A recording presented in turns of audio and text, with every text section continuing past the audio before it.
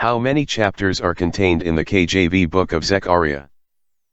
The King James Version, KJV, of the Bible contains 14 chapters in the book of Zechariah. Please summarize the first chapter of the KJV book of Zechariah in 250 words or less.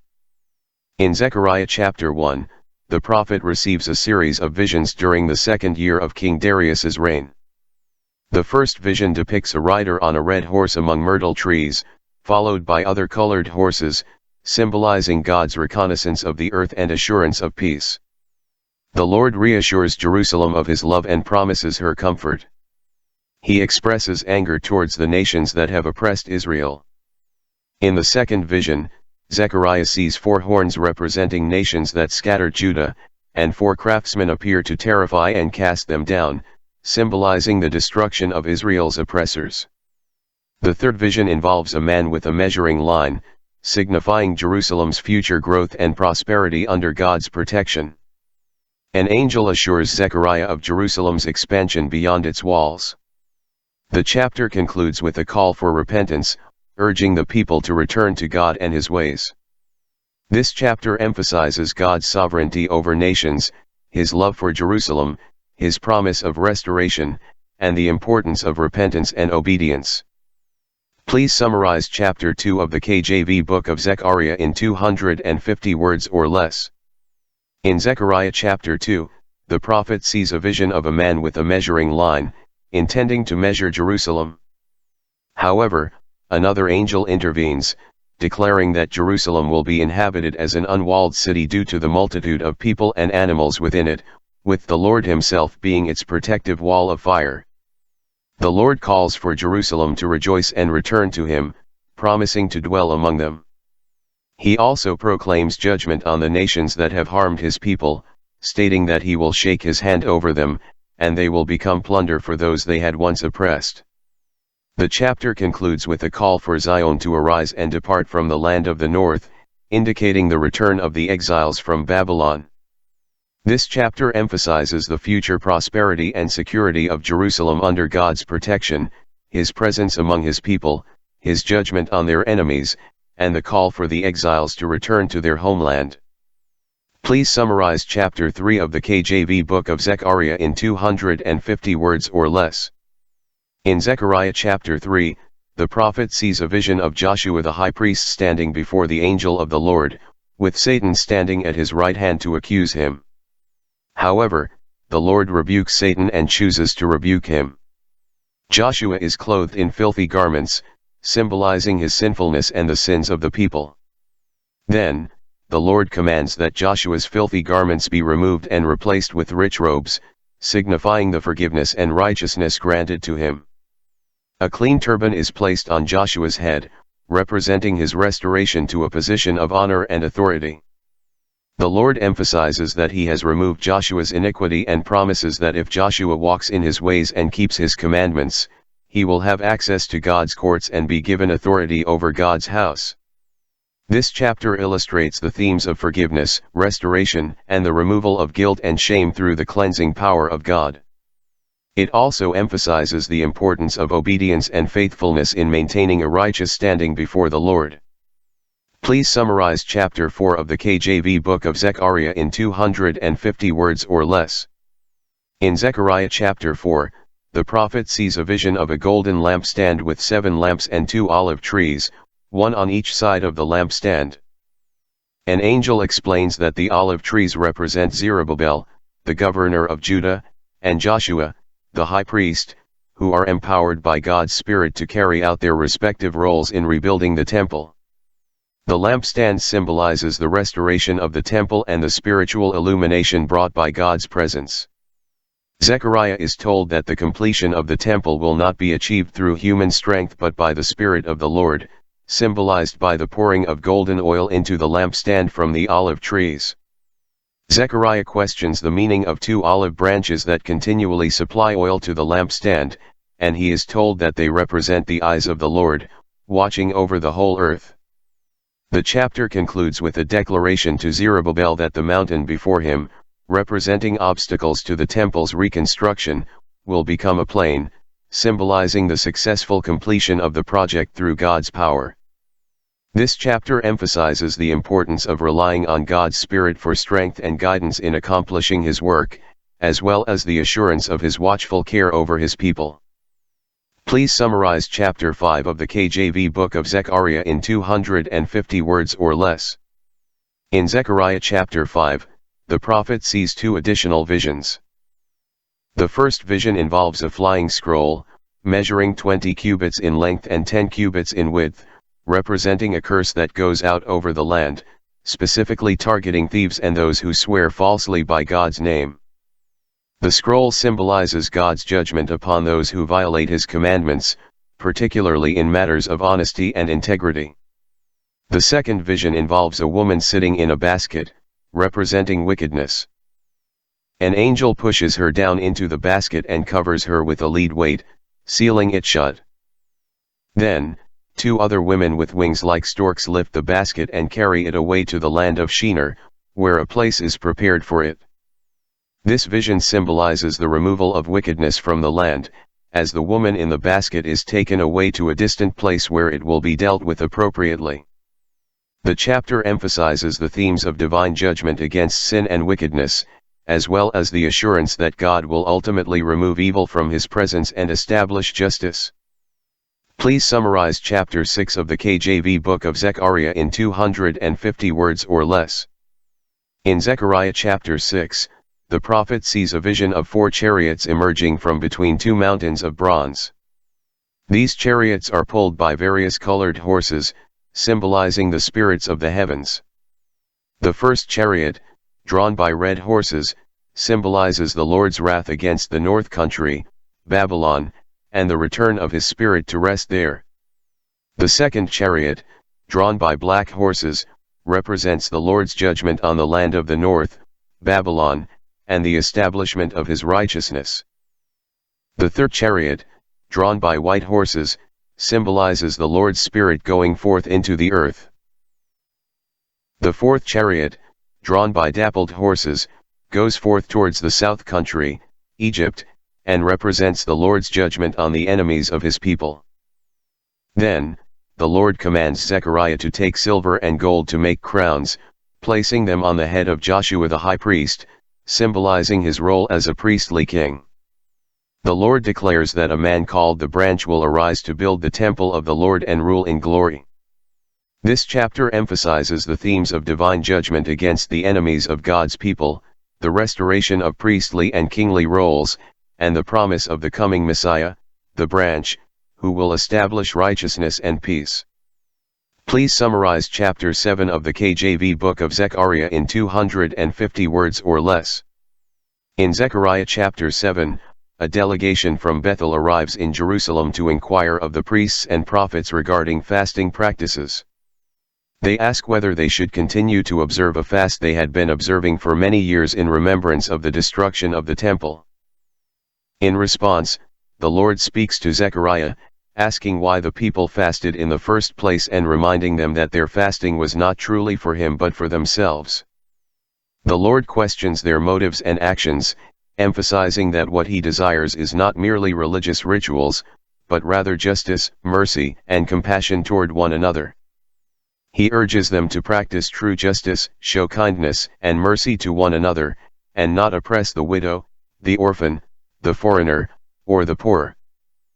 Despite their past disobedience, the Lord promises blessings and prosperity if they obey His commands. The chapter concludes with a reminder from the Lord that their ancestors had refused to listen to His warnings, resulting in their exile and scattering among the nations. This chapter serves as a rebuke to empty religious rituals devoid of true righteousness and emphasizes the importance of living in accordance with God's principles of justice, mercy, and compassion. Please summarize chapter 8 of the KJV book of Zechariah in 250 words or less. In Zechariah chapter 8, the prophet receives a message from the Lord concerning the future restoration and blessing of Jerusalem.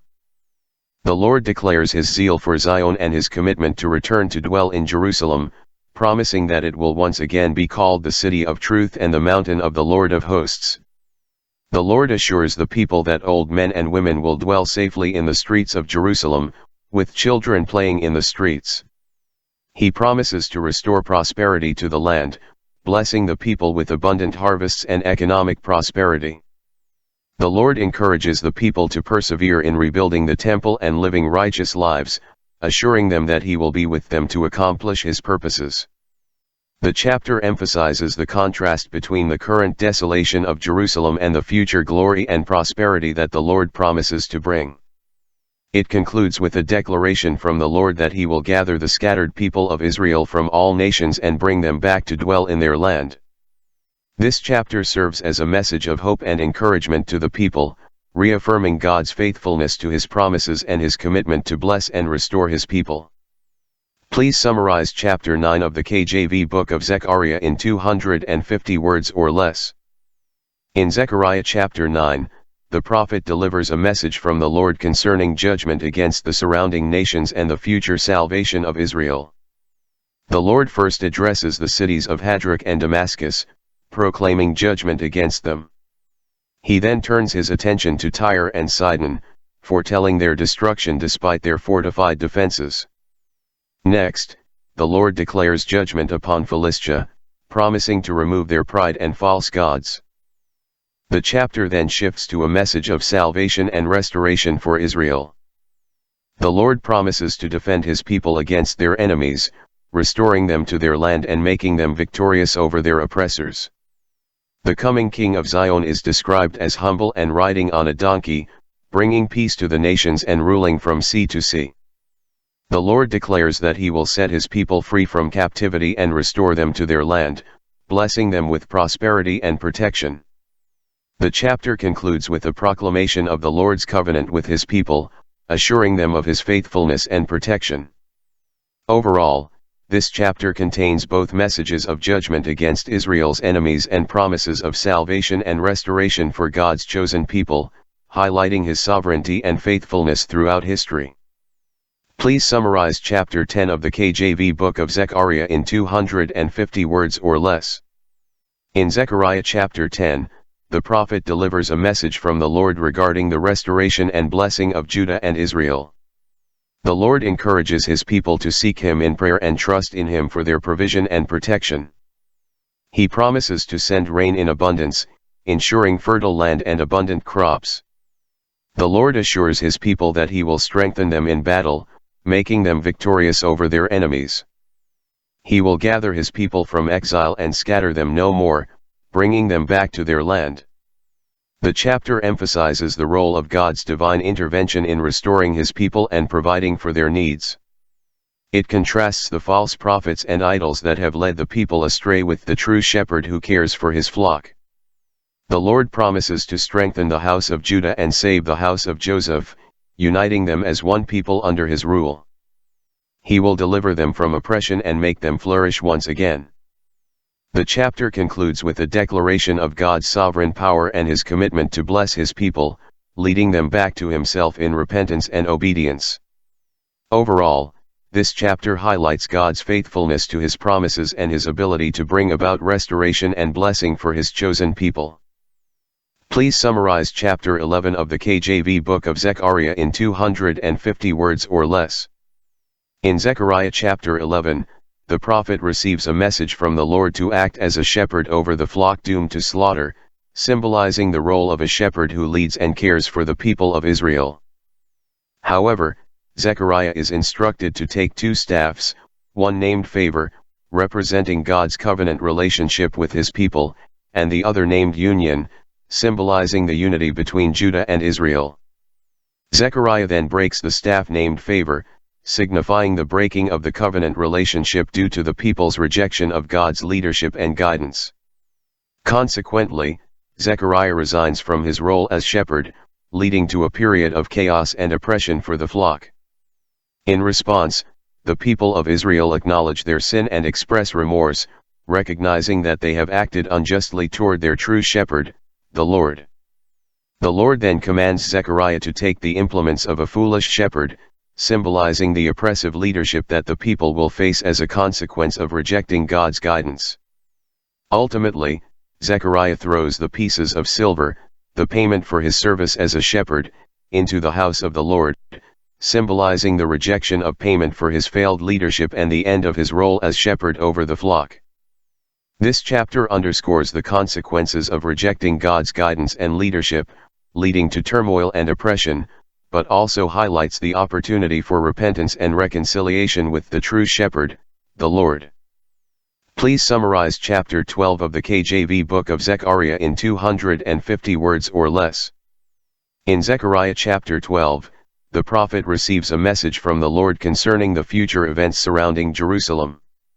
The Lord declares that he will make Jerusalem a cup of trembling to all surrounding nations, causing them to be in a state of turmoil and distress. The chapter foretells a time when Jerusalem will be besieged by its enemies, but the Lord will defend the city and destroy its attackers. The people of Jerusalem will be strengthened by the Lord, and even the weakest among them will be like mighty warriors. The leaders of Judah will acknowledge the Lord's strength and seek his guidance in battle. The Lord promises to protect the inhabitants of Jerusalem and to pour out his spirit of grace and supplication upon them, leading to repentance and mourning for their past rejection of the Messiah. In that day, the people will recognize the pierced one as the Messiah, and there will be great mourning and repentance as they come to terms with their past rejection. The chapter concludes with a description of the mourning and repentance that will take place among the families of Jerusalem, as they recognize the one they have pierced. This chapter emphasizes God's sovereignty over Jerusalem and his protection of his people, as well as the future repentance and acknowledgement of Jesus Christ as the Messiah. Please summarize chapter 13 of the KJV book of Zechariah in 250 words or less. In Zechariah chapter 13, the prophet continues to receive visions and messages from the Lord. The chapter begins with a promise of cleansing for the house of David and the inhabitants of Jerusalem. The Lord declares that a fountain will be opened to cleanse the people from sin and impurity, symbolizing the forgiveness and purification that will come through the sacrifice of the Messiah. The chapter then addresses false prophets and idolatry, stating that in the future, prophets and unclean spirits will be removed from the land. The people will no longer tolerate false prophecy or idol worship, and those who continue to practice such things will be ashamed of their deeds. The chapter foretells a time when even family members will reject false prophets and deny their association with them. Additionally, the chapter speaks of the wounds that the Messiah will receive, indicating his suffering and death for the salvation of humanity. The people will mourn as they realize the significance of the Messiah's wounds and their role in his suffering. Ultimately, the chapter concludes with a declaration from the Lord that 2/3 of the people will be cut off and perish, while 1/3 will be refined and brought through the fire, becoming his people and acknowledging him as their God.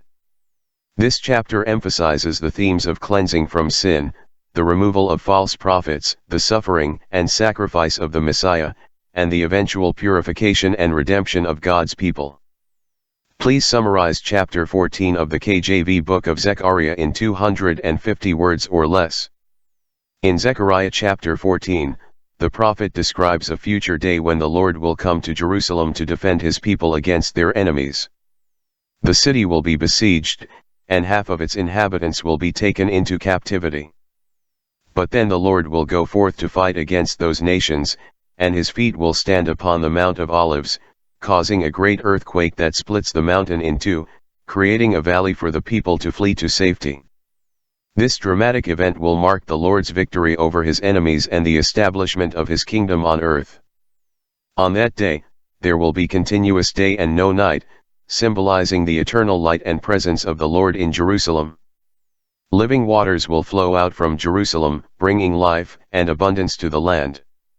The Lord will be king over all the earth, and people from all nations will come to worship him and celebrate the Feast of Tabernacles. The chapter also describes the punishment of those nations that refuse to come to Jerusalem to worship the Lord. Egypt, in particular, will face drought and other plagues as a consequence of their rebellion. In the end, Jerusalem will be holy to the Lord, and everything in it will be consecrated to him. There will be no more curse, and the land will be transformed into a place of everlasting peace and prosperity under the reign of the Lord. This chapter emphasizes the future triumph of God's kingdom and the restoration of Jerusalem as the center of worship for all nations.